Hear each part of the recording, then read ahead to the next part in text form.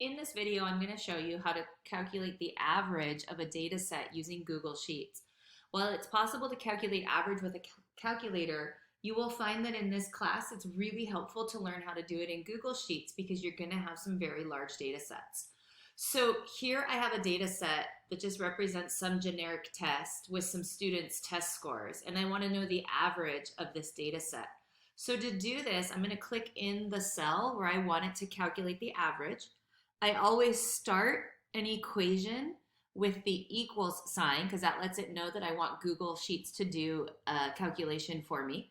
And then I can either type in the word average because that is the command for it, average or mean, or as you can see, it's guessing what it thinks I want.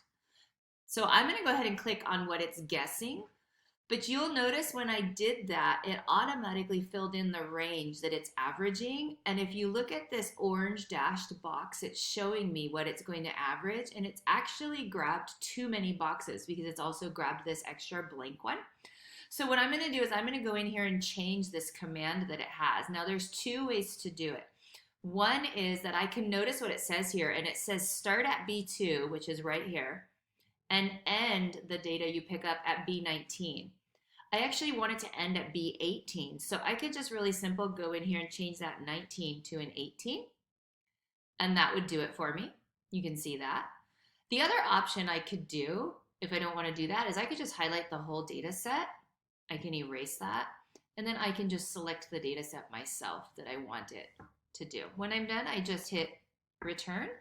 And now I have the average of this data set with just a couple of clicks.